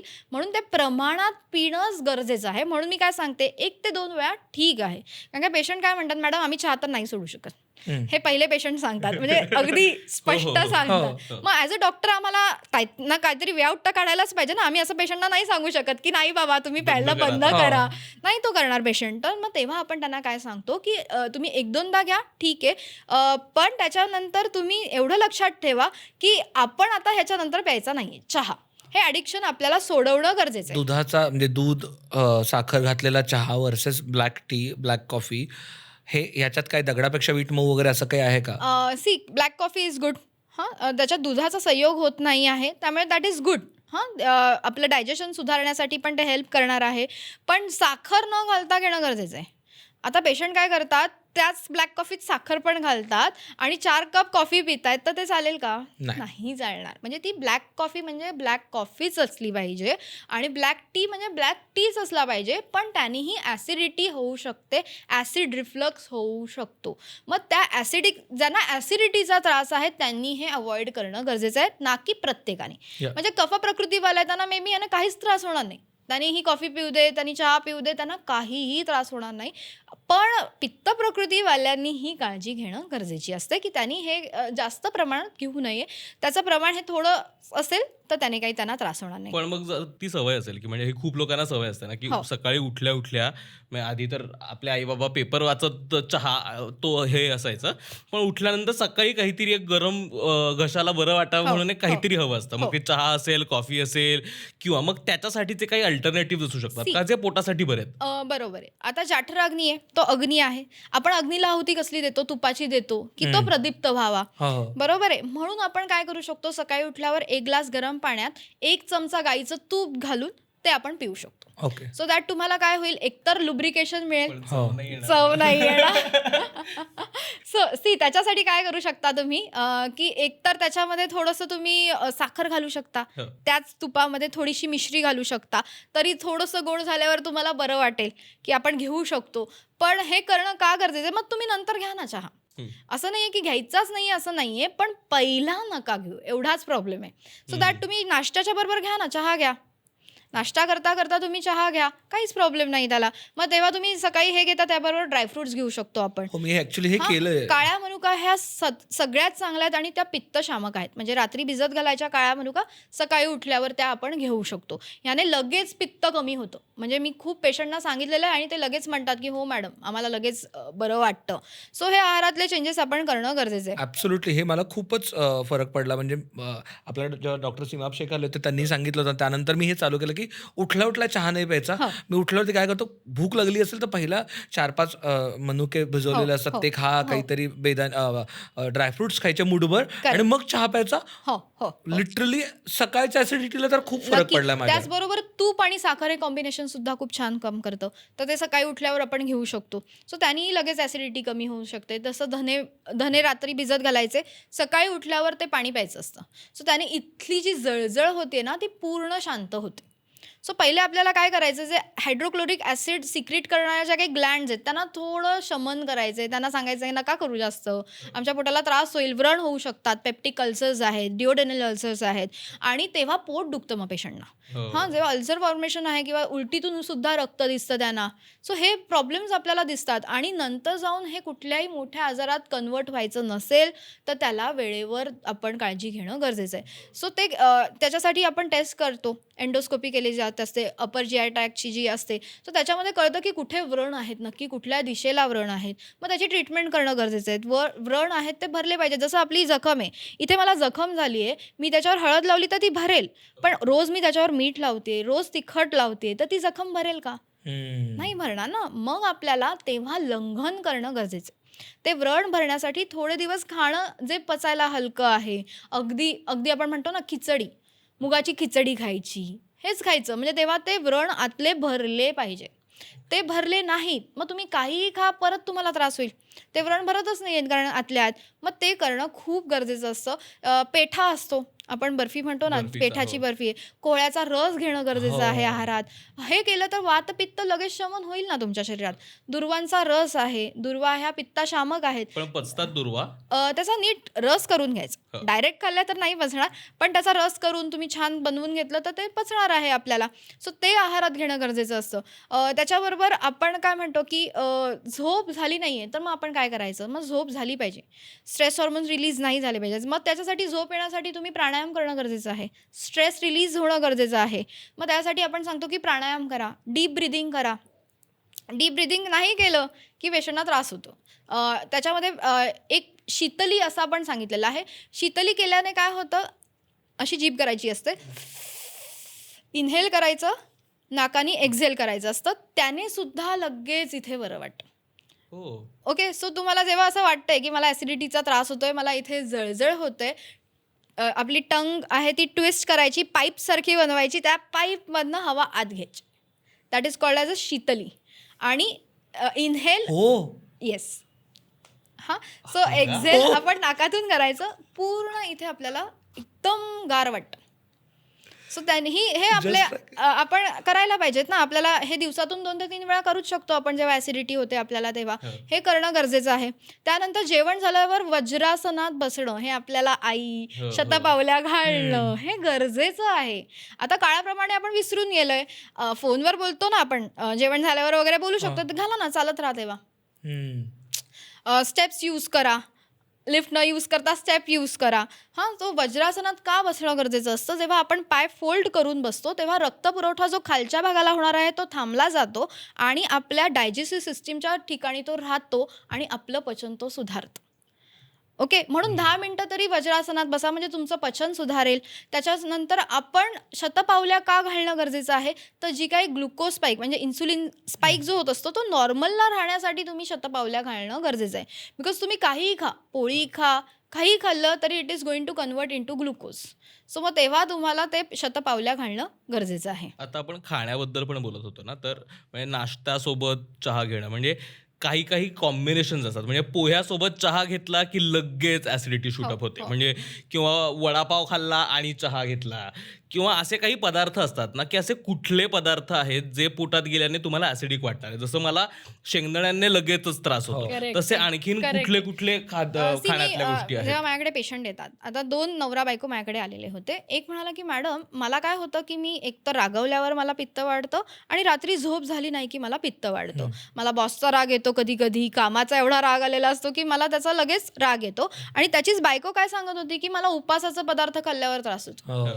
की मी साबुदाणा खाल्लाय किंवा हे पदार्थ जेव्हा उपास करते तेव्हा मला ऍसिडिटी होते. म्हणजे प्रत्येकाचं पित्त होण्याची कारणं वेगळी आहेत. सो त्याच्याप्रमाणे आपण ती ट्रीटमेंट करणं गरजेची असते. सो आता आपण काय बघणं गरजेचं आहे की त्याला का झाली ऍसिडिटी, का झाली, तर कुठल्या कॉम्बिनेशननी झाली. तर आपण म्हणतो की शेंगदाणा खाल्ल्यावर. मग आता घरी तेलच जर शेंगदाण्याचं असेल तर रोज शेंगदाणा जातोय ना आहारात. सो शेंगदाण्याने काही जणांना त्रास होत असतो. शेंगदाणा, आलं लसूणाची पेस्ट जी भाजीत वापरली जाते, ज्या ग्रेव्हीजमध्ये वापरली जाते, त्यांनी सुद्धा ती खूप उग्र आहे, ती खूप उष्ण आहे, त्यांनी सुद्धा त्रास होतो. आणि जी बाहेर मार्केटमध्ये मिळतात त्यात तर इतके प्रिझर्वेटिव्ह घातलेले असतात, त्याने अजून त्रास होतो. गरम मसाला आहे, त्याने सुद्धा त्रास होत असतो आपल्याला. आणि जसं मेथीची भाजी खाल्ल्यावर काही लोकांचं लगेच दुसऱ्या दिवशी डोकं दुखतं. आता हे ऑब्झर्वेशनमध्ये, म्हणजे मी प्रॅक्टिस करते तेव्हा मला दिसून आलं की हे असं होतंय. म्हणजे काही पेशंटना खाल्लं की दुसऱ्या दिवशी त्रास होतोय. मग त्यांना सांगायचं की ते तुम्ही खाऊ नका, थोडे दिवस हे पथ्य पाळा, 15 दिवस जे वाढलेलं पित्त आहे ते कमी होऊ दे, मग मे बी खाल्ल्यावर तुम्हाला त्रास नाही होणार. आपण स्वतःला पण ऑब्झर्व केलं पाहिजे की काय खाल्ल्याने काय होतं. म्हणजे मला ऍसिडिटी होते म्हणण्यापेक्षा ओके मी काय खाल्ल्यावरती त्याचं कॉम्बिनेशन आपण पण करणं गरजेचं. आपण स्वतःचं गिनीपिग व्हायला पाहिजे जरा. करेक्ट. आता लसूण म्हटलं तर खूप वनौषधी आहे, खूप अशा औषधांमध्ये ती वापरली जाते, पण ती उग्र आहे, उष्ण सुद्धा आहे. म्हणजे आपण असं म्हणतो ना की काही पेशंट रोज सकाळी उठल्यावर एक लसूण खातात की कोलेस्ट्रॉल वाढू नये. ते खूप चाललंय, तुम्हाला तुमची स्किन बेटर करायची असेल तर रोज एक लसणाची पाकळी चावून खाऊ. हो, मला सांगितलं होतं, मी 2 आठवडे मला रोज सकाळी लसूण चावून खायला सांगितलं होतं कोलेस्ट्रॉल कमी करायला. कसं खायचा? सो ते काय होतं माहितीये, लसूण ही उष्ण आहे. पेशंटना कळत नाही की एकच लसूण खायचे. काही काही पेशंट 4-5 पाकळ्या पण रोज खातात. सो काय होतं, त्यांना पाईल्सचा त्रास व्हायला लागतो. बरोबर आहे की नाही? सो तुम्हाला हे कळणं गरजेचं आहे. हे तुम्ही घरगुती उपाय करणं बरोबर आहे, नो डाऊट, पण ते वैद्यांना विचारा की हे करणं बरोबर आहे का, मी हे घेतलं तर चालेल का, हे वैद्यांना विचारणं गरजेचं आहे. आपण नाहीच घातलेले 4 वर्ष शिकायला. बरोबर. सो ते करणं गरजेचं आहे. मग कुठल्या आहाराने आपल्याला होतंय, म्हणजे मी पेशंटना सांगते तुम्ही एक डायरीमध्ये नोट डाऊन करून ठेवा की तुम्हाला ह्या खाल्ल्यावर त्रास होतोय का, काय खाल्ल्याने त्रास होतोय. कारण का व्यक्ती तितक्या प्रकृती, प्रत्येकाला खाणं हे प्रत्येकालाच नाही होणार आहे. की मेथी खाऊन प्रत्येकाला त्रास होणार नाही, पण ज्याला होतो त्याला नक्की होतो आणि इतका होतो की ते उलटी झाल्याशिवाय त्याचं डोकं दुखणं काही थांबत नाही. आता डोकं दुखतंय, मग त्याच्यासाठी काय उपाय करणं, मग पेन किलर्स घेतली जात असतात आणि मग त्याचं प्रमाण सारखं मायग्रेनमध्ये कन्वर्ट होतं हळूहळू त्याचं. मग त्यांना डोळ्यासमोर अंधेरी येणं, फ्लोटर्स येणं, असे सुद्धा प्रॉब्लेम्स होतात, चक्कर येणं, हे प्रॉब्लेम सुद्धा हेडेकमध्ये होतात. मग हेडेक होत आहे तर तुम्ही डीप ब्रिदिंग करा ना. अर्धे जे प्रॉब्लेम्स आहेत ते का होतात, हेडेक का होतं, की ऑक्सिजन सप्लाय बॉडीला नीट न झाल्यामुळे आपल्याला होत असतो. सो डीप ब्रिदिंग तेव्हा करणं गरजेचं आहे. डीप ब्रिदिंग केल्यामुळे नुसतं आपण ब्रिदिंग करतो तेव्हा 10 to 20% ऑक्सिजन मिळतो. डीप ब्रिदिंग करतो तेव्हा तोच आपल्याला 80% ऑक्सिजन मिळतो. हे कितीदा केलं पाहिजे डीप ब्रिदिंग? दोनदा तरी दिवसातून करणं गरजेचं आहे. रात्री सकाळी 5 मिनिटं, रात्री 5 मिनिटं. आणि छान गाणं ऐका. जर तुम्हाला कळत नाही 5 मिनिटं झाली किती झाली आहेत कसं करायचं, मग एक मेडिटेशनचं सॉन्ग लावून ठेवा आणि करा ना तुम्ही. एक तर तुमचा स्ट्रेस रिलीज होईल. स्ट्रेस आणि मेन म्हणजे ब्रेन, सेंट्रल नर्वस सिस्टीम आणि कोलॉन हे को रिलेटेड आहेत. सो कोलॉनला सेकंड ब्रेन म्हटलं जातं. का म्हटलं जातं? जसा स्ट्रेस येईल गट हेल्थ पूर्ण खराब होऊन जाते. So that is something related to stress म्हणून. आणि ह्याची सुरुवात कुठे होते? फिटल लाईफपासूनच सुरुवात होते. कारण काय, ब्रेन म्हणजे सेंट्रल नर्वस सिस्टीम आणि कोलॉन ह्याचे जे काही सेल्स आहेत ते सेम आहेत. फॉर्मेशन ऑफ द सेल्स ही सेम असल्यामुळे आपण जेव्हा आठवतंय आपल्याला एक्झामच्या आदल्या दिवशी एकदम टेन्शन येतं आणि मग आपल्याला लूज मोशन्स होत असतात, ऍसिडिटी, उलटी होणं हे होतं. का? कारण का स्ट्रेस आलाय आणि बॉडीला कळत नाही हा स्ट्रेस बाहेर कुठून काढू मी. मग दॅट टाइम गटवरनं ते बाहेर काढलं जातं. म्हणून आई आपल्याला सकाळी काय द्यायची? दही आणि साखर द्यायची. की ते दही आणि साखर काय काम करतं? ग्राही काम करतं. ते लूज मोशन्स थांबवण्याचं काम करतं. सो तेव्हा ते दिलं जात असतं. पण तो स्ट्रेस आपण थांबवतोय, परत आपण स्टॉप करतोय. तो रिलीज होण्यासाठीच ते लूज मोशन्स होत असतात. कारण का बॉडीला तेव्हा कळत नाही हा रिलीज कसा करायचा. लूज मोशन झाल्यावर त्याला लगेच बरं वाटतं. म्हणजे तोच मुलगा टेन्शनमुळे जो अभ्यासाने हे असतो, लूज मोशन झाले एकदा, त्याचं स्टूल पास झाले की तो एकदम फ्रेश असतो, त्याला काही वाटत नाही. म्हणजे हे किती को रिलेशन आहे. म्हणून स्ट्रेस कमी करणं हे पहिलं आहे. म्हणजे अग्निमांद्य कमी करायला पाहिजे, स्ट्रेस कमी करायला पाहिजे, आयुष्यातला वेळा पाळल्या पाहिजे, जेवणाच्या अन्न नीट चावून खाल्लं गेलं पाहिजे. ह्या गोष्टी आपण कुठेतरी पाळणं गरजेचं आहे. आणि व्यायाम करणं सुद्धा गरजेचं आहे. कारण का इंटेस्टाईनच्या ज्या काही पेरिस्टाल्टिक मुवमेंट आहेत त्या वातामुळे कंट्रोल्ड आहेत. आणि तुम्ही एक्सरसाइज नाही केल्या की तो जो काही मल तयार झाला आहे तो पुढे ढकललाच जात नाही आणि दॅट इज मग कॉन्स्टिपेशन व्हायला लागतं. मग कॉन्स्टिपेशन झालं तरी ॲसिडिटी होणार आहेच आहे. सो हे को रिलेशन आहे एकमेकांचं. कारण काय, हे जर कुठे ब्रेक करता आलं नाही आपल्याला तर आपल्याला त्रास होणार आहे. आता व्यायामाचा विषय काढला होता म्हणून की व्यायामामुळे सुद्धा ॲसिडिक फील होऊ शकतं का? कारण हे मी स्वतःचं पण बऱ्याचदा ऑब्झर्व केलं की सकाळी सकाळी उठल्यानंतर काहीही न खाताच मी व्यायाम करतो आणि मग व्यायाम करायला लागलं की मग आणखीन ॲसिडिटी झाल्यासारखी वाटते. ओके. तर ज्यावेळेस आणि जितका हेवी वर्कआउट असतो तितकं मग जास्त आणखीन पित्त वर येतं. ती एक्सरसाइज करताना आपण उपाशी पोटीच नॉर्मली करतो, आपण कधीच खात नाही. आणि मी जसं सांगितलं, जर तुम्हाला ॲसिडिटीचा त्रास असेल तर तुम्हाला नक्की पित्ताचा तेव्हा त्रास होईल. पण ज्यांना पित्ताचा त्रास नाही आहे त्यांना ह्याने काही फरक पडत नाही. पण ज्यांना पित्ताचा त्रास आहे त्यांनी मग काहीतरी फळ खाल्लं पाहिजे सकाळी एक्सरसाइजला जाण्याच्या आधी. काहीतरी खाऊन मग तुम्ही करा, दूध घ्या, पण तो पण हलका आहार पाहिजे. नाही तर काय होईल, आम निर्मिती होते. जर तुम्ही एक्सरसाइज करण्याच्या आधी खूप हेवी मील घेतलं असेल आणि एक्सरसाइज केला तरीही चालत नाही. आयुर्वेदात ह्याने सांगितलंय की ह्याने आमवात तयार होतो शरीरामध्ये. सो ते करणं चुकीचं आहे. सो हे आपण टाळलं पाहिजे. प्रत्येकाच्या ह्याच्यानुसार डिफरंट असतात. म्हणजे तो एक सरसकट रूल नाही लावला पाहिजे की बाबा जिमिंगच्या आधी काहीतरी खाऊन जा. प्रत्येकाला काय सूट होतं त्यानुसार ते केलं पाहिजे. आणि हे मेनली आम्ही कसं बघतो की आम्ही नाडी परीक्षा करतो. आता नाडी परीक्षणाद्वारे जर शरीरात वात, पित्त, कफ वाढले, म्हणजे आम्ही काय करतो, अशी नाडी बघितली जाते. पहिली वात, पित्त आणि कफ हे जे ठोके आहेत त्याच्यानुसार आम्हाला कळतं की तुमच्या शरीरात कुठला दोष वाढलेला आहे. आता जर वात वाढला आहे तर तो शमन करायला पाहिजे, पित्त वाढलं आहे तर त्याचं शमन करायला पाहिजे आणि ह्याच्यासाठी आयुर्वेदिक ट्रीटमेंट दिली जाते. सो हे कुठेतरी करणं गरजेचं आहे. आणि नाडी परीक्षणाद्वारे जेव्हा पेशंटना आपण क्वेश्चन्स विचारतो की तुम्ही प्रवासात जाताना युरिन थांबवता का, तर ते म्हणतात हो. मग त्याने होईल ना तुम्हाला ॲसिडिटी. येस, वेगळं धारण करतोय आपण. कारण काय, प्रवासात असतं ते तेव्हा आपल्याला ऑप्शन नसतं. मग हे मुलांमध्ये पण दिसायला लागतं. आजकाल अगदी लहान लहान मुलं पण ॲसिडिटीसाठी येत आहेत. असं नाही की आता हे 40 नंतर 30 नंतरच राहिलेला प्रकार नाही आहे आज राहिलेला. आज अगदी 5वी 6वीतल्या मुलांना सुद्धा डोकं दुखणं, ॲसिडिटी होणं हे त्रास होत आहेत. मग नारळ पाणी द्या ना मुलांना. नारळ पाणी प्यायल्याने पण मुलांना बरं वाटेल. त्यांना सरबत द्या, त्यांचे लिक्विड्स वाढवा, कारण का आपल्या शरीरात सप्तधातू सांगितले आहेत. रस, रक्त, मांस, मेद, अस्थि, मज्जा, शुक्र आणि त्याच्यानंतर तयार होणारं म्हणजे ओज, जे आपल्या चेहऱ्यावर दिसतं. आता रसधातू जर चांगला तयार व्हायचा आहे तर आहार चांगला घेणं गरजेचं आहे. लिक्विड्स जास्त जाणं गरजेचं आहे आणि तीच आपली कमी जातात. म्हणजे काही पेशंट म्हणतात की मी फक्त पोळी आणि भाजीच खातोय, आमटी पण नसते त्याच्यामध्ये, तर मग किती ड्राय खाताय तुम्ही अन्न. तर ते सगळं स्निग्ध पाहिजे, द्रवता त्याला आलेली पाहिजे. असं आहार घेतल्यावरच तुम्हाला बरं वाटेल. म्हणजे आज जर मी वडापाव खाल्लाय तर त्याच्यापासून माझा रसधातू तयार होईल का चांगला? नाही होणार. पिझ्झा खाल्लाय, जंक फूड खाल्लंय, अल्कोहोल कन्झम्पशन असेल किंवा टोबॅको कन्झम्पशन आहे, स्मोकिंग आहे, हे जर रेग्युलर असेल तर तुम्हाला ॲसिडिटी ही होणारच होणार. म्हणजे आपण ही बाकीची कारणं तर बघतोय की जी छोटी छोटी आहेत, पण आजकाल काळ बदललाय. काळामध्ये वेगवेगळे आज हे जे प्रॉब्लेम्स आहेत हे आयुर्वेदानुसार सॉल्व्ह करताना नुसती जुनी कारणं न बघता नवीन कारणं काय आहेत ती बघणं पण गरजेचं आहे. हा, जर ती नाही बघितली आणि त्याप्रमाणे ट्रीटमेंट नाही बदलली तरी त्रास होणार आहे. सो त्याप्रमाणे आपल्याला त्यांचा जठराग्नी आहे तो प्रदीप्त राहण्यासाठी, एवढं पचन त्यांचं होण्यासाठी आपल्याला काम करावं लागतं. त्यांचं पचन सुधारण्यासाठी आपल्याला त्यांना औषधं द्यावी लागतात. जी दीपन पाचन करणारी औषधं आहेत ती त्यांना आपल्याला द्यावी लागतात. जसं ज्येष्ठमध आहे, शतावरी आहेत, ही सुंदर काम करतात, वातपित्त शामक आहेत. सो त्यांचं वीर्य हे शीत असतं. सो ते घेतल्याने पेशंटना बरं वाटतं.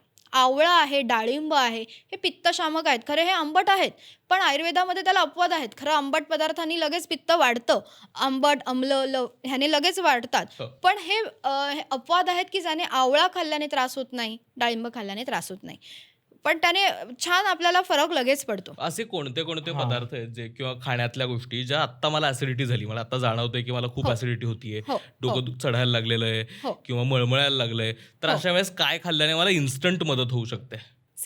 कसं आहे, खरं बघायला तर थंड दूध ह्याने पण इन्स्टंट फरक पडतो. हा, पण तो तात्पुरता पडतो. हा, म्हणजे आपल्याला इन्स्टंटली फरक लगेच पडेल, पण लॉंग टर्म पर्यंत आपण काय बघायला पाहिजे की परत मला ऍसिडिटी तर होत नाहीये ना. कधी कधी पेशंट आईस्क्रीम सुद्धा खातात आणि त्यांना ते खाऊन सुद्धा बरं वाटतं ना.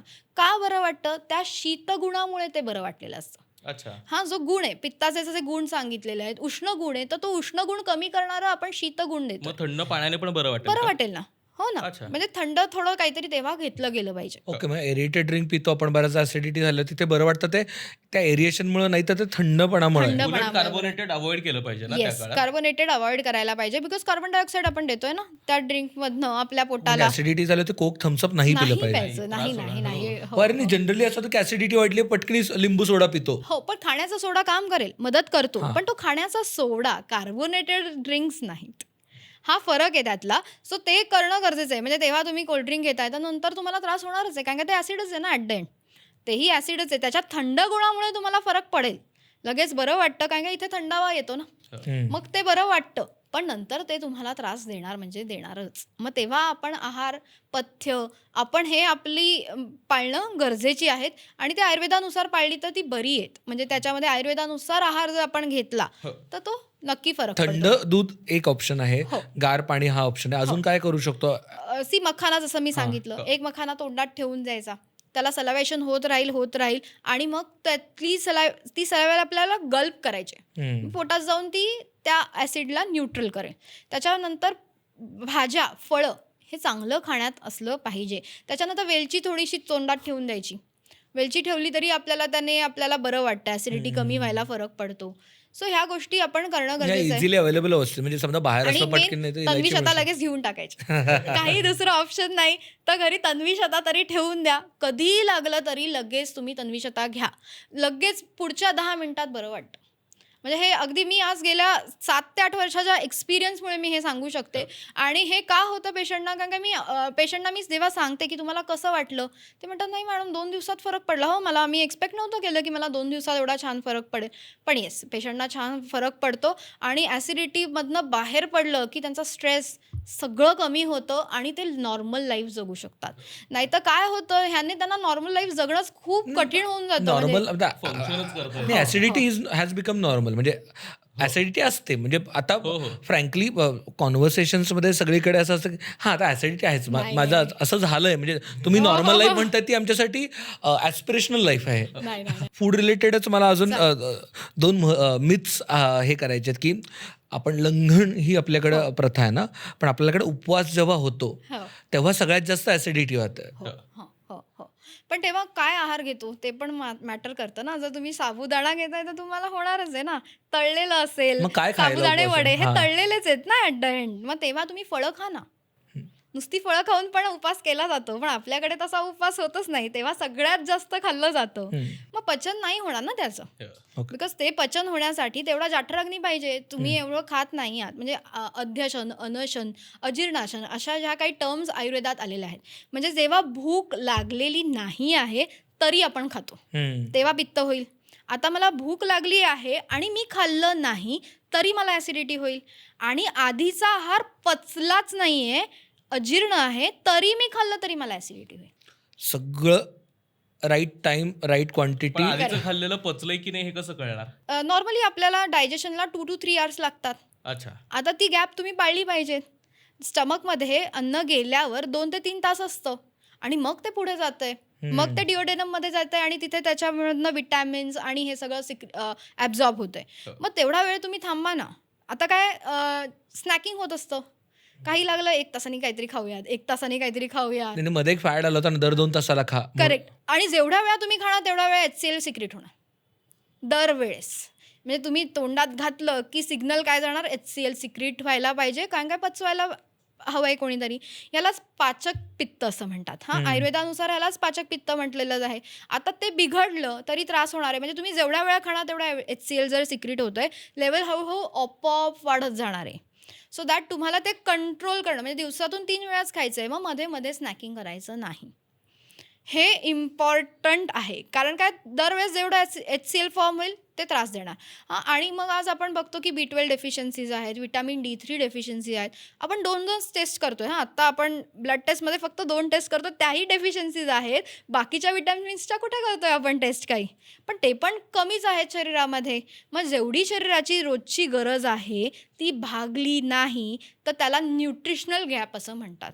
सो ती न्यूट्रिशनल गॅप आपण भरणं गरजेचं आहे आणि ती आहारातूनच भरली गेली पाहिजे. त्यासाठी आपण वेगवेगळे औषधं, मल्टीविटॅमिन्स घेणं हे टाळलं पाहिजे आणि आहारातून कसं मिळेल हे बघणं गरजेचं आहे. जसं कॅल्शियम डेफिशियन्सी असेल तर मी पेशंटना सांगते की राजगिराचा लाडू खा, त्याने तुम्हाला मिळेल. तीळ आहेत त्याच्यातून मिळेल, त्याच्या मशरूम्स आहेत त्याच्यामधनं पण तुम्हाला मिळेल. तर हे घेणं गरजेचं आहे. आहार तुमचा तसा प्लॅन करणं गरजेचं आहे. तो प्लॅन आउट झाला आहार की मग तुम्हाला कळेल की मी लाँग टर्मपर्यंत हे केल्यावर मला असं वाटतं की मला आता कुठल्याच औषधाची गरज नाही आहे. फूड रिलेटेड फक्त आता एक क्वेश्चन आहे, मिथ जे सगळीकडे होतं, एस्पेशली माझ्या रिलेटिव्समध्ये ना, आता खूप जड जेवण झालं म्हणून रात्रीचं जेवणच स्किप करायचं ॲसिडिटी होईल म्हणून. सो स्किपिंग द मील हे चालतं का? म्हणजे एखादं जेवणच अवॉइड करायचं? हो हो हो. सी कसं असतं माहिती आहे, रात्री 7 नंतर आपण तसंही जास्त काही खाल्लं नाहीच पाहिजे. सो तुमचं जे मील आहे तुम्ही जे 7च्या आधी खाल्लं तर वेल अँड गुड, काही प्रॉब्लेम नाही. पण मील स्किप झालं तरी प्रॉब्लेम नाही, कारण का दिवसभर तुम्ही खाल्लं आहेत ना. असं नाही होते ना की तुम्ही दिवसभर काहीच खाल्लं नाहीये. नाही, मग रात्रीचं थोडं लघुहार घेतला तरी चालतो ना. म्हणजे लघुहार घेतला तर काही प्रॉब्लेम नाही. काही गरजेचं आहे. गरजेचा का आहे, कारण का तुम्हाला भूक लागली असेल तर खाणं गरजेचं आहे. तेच मी सांगते. जर भूक नसेल आणि खाल्लं तर मग ते त्रास. आणि हल्ली डाएट्स याच्याच पुढे एक्सटेन्शन म्हणून खूप जण हल्ली ते इंटरमिटंट फास्टिंग आणि त्या पद्धतीचे डाएट्स करतात. कीटो डाएट्स आणि इंटरमिटंट मध्ये तुम्ही 16 तास, 18 तास, 24 तास काहीच खात नाही. करेक्ट. अशा वेळेस मग ऍसिडिटीचा त्रास होत नाही का? होणार.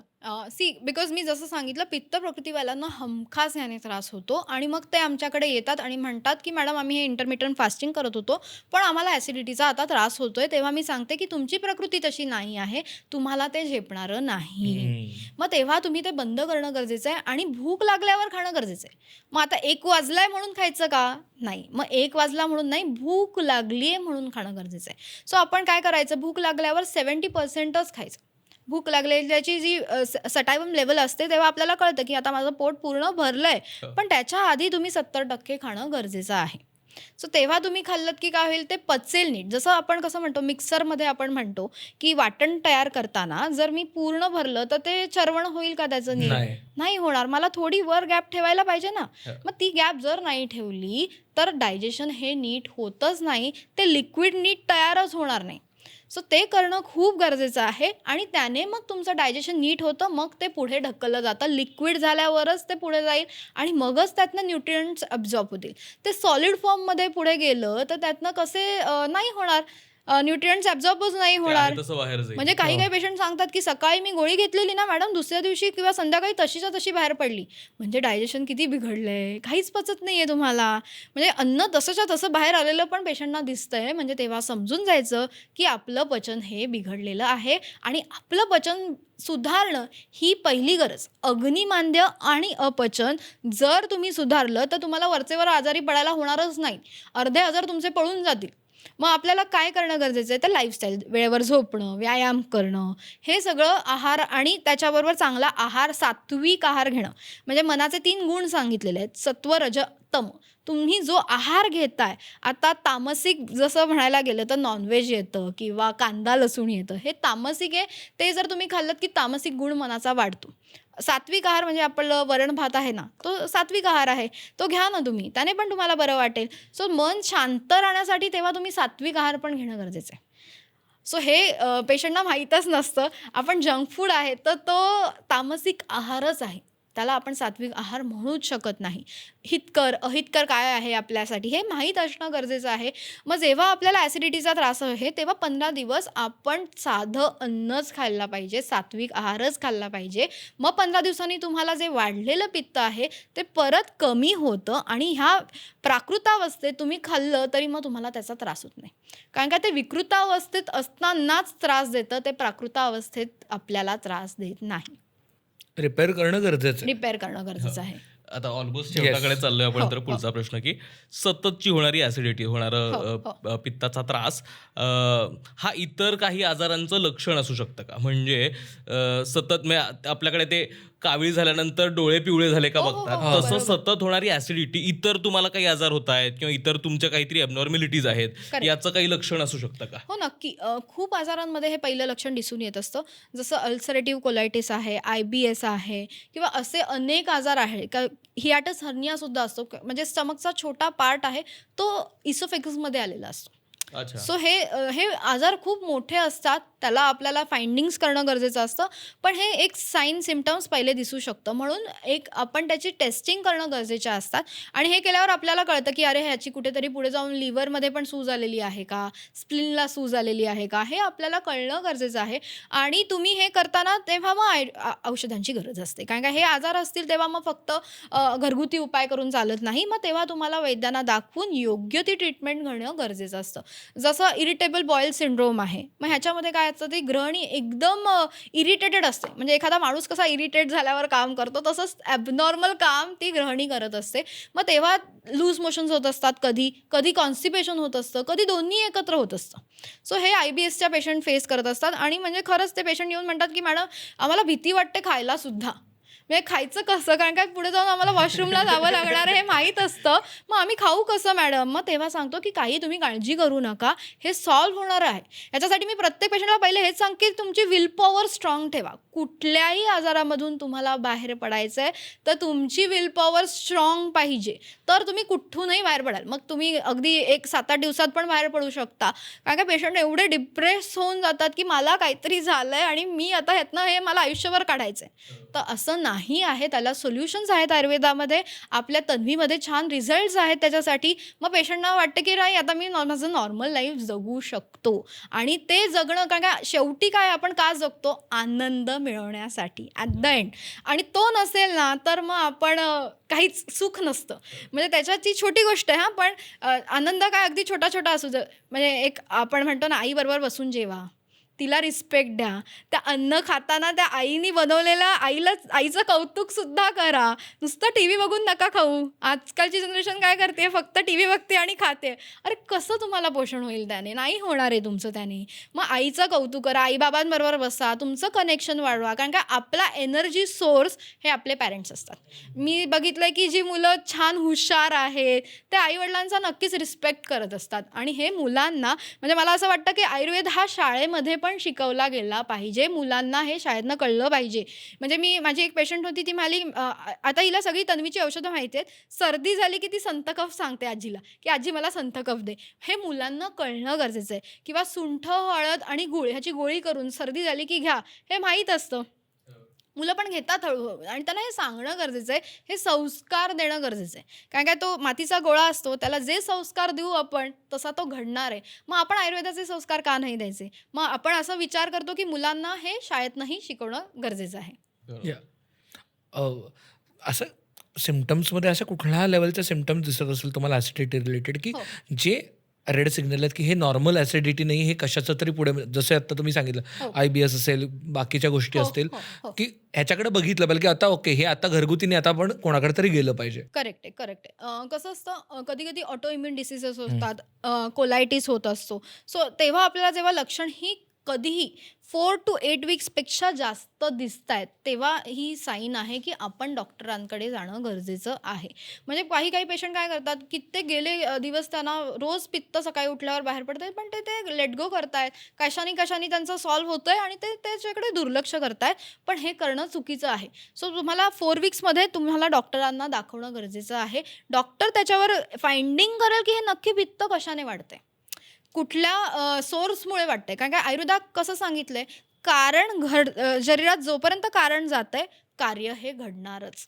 म्हणजे जोपर्यंत कारण तुमच्या शरीरात जातंय, कार्य हे घडणार. म्हणजे कारण काय आहे तुमच्या ॲसिडिटीचं, हे पहिले कारण शोधणं गरजेचं आहे. एखाद्याला शेंगदाणा खाऊन, जसं तुम्ही म्हणालात की शेंगदाणा खाल्ल्यावर त्रास होतोय, त्यांनी शेंगदाणा थांबवला पाहिजे ना. मग का हट्टहास की नाही मी रोज तरी एका छोट्याशा डब्बीत शेंगदाणे घेऊन जातो आणि ते खातो, नाही, तो हट्टहास नाही करायचा. मग तेव्हा शाणं व्हायचं आणि तेव्हा ते थांबवायचं. मग कमी झालं की तुम्ही परत खा, त्याला काहीही प्रॉब्लेम नसतो. येस. खूप महत्त्वाच्या आणि काय म्हणतात त्याला, आय गेस प्रत्येकाच्या आयुष्यात रिलेटेबल असणारा, प्रत्येकाच्या आयुष्यातला मंगळ आहे खरं तर हा. प्रत्येकाच्या घरी आहे, फक्त दिसत नाहीये. तो आज आपण त्याची शांती करायचा प्रयत्न केलेला आहे. बरोबर आहे, खरंय. खूप खूप धन्यवाद. कारण का काय पद्धतीने त्याच्या मुळापर्यंत जाऊन समजून घेण्याचा प्रयत्न केला आणि प्रॅक्टिकल हे सोल्युशन्स दिले की जे बाबा ऑलमोस्ट प्रत्येकाला हे करता येण्यासारखे शक्यता आहे. सोपे सोल्युशन्स दिले. तर खूपच मदत झाली त्यामुळे. तर थँक्यू सो मच तुम्ही आलात. धन्यवाद. तुम्हाला आजचा एपिसोड कसा वाटला नक्की कळवा. तुम्हाला ॲसिडिटी होत असेल आणि तुम्ही त्याच्यावरती काही उपाय करत असाल जे तुम्हाला कामी येत असतील, तर तेही कॉमेंट्समध्ये सांगा, म्हणजे इतर लोकांना त्याचा काहीतरी फायदा होईल. हो, ॲब्सोल्युटली. आणि येस, प्लीज सबस्क्राईब करा. खूप लोक बघतात एपिसोड्स आणि सबस्क्राईब करत नाहीत. आम्ही नवीन जागेत आलो आहे, हा नवीन स्टुडिओ आहे आमचा. पूर्वा आमची मैत्रिणी, तिचा ट्रंक स्टुडिओ आहे, त्यांनी ही स्पेस डिझाईन केली आहे, तर त्यांना शाउट आउट. युहू. तर खूप छान झालाय, खूप सुंदर झालाय इंटिरियर, खूप आम्हालाही मजा वाटते नवीन स्टुडिओमध्ये, नवीन उत्साह आहे, नवीन एपिसोड शूट करतो आहोत. तर येस, भेटत राहूयात परत. धन्यवाद. लो बसावा.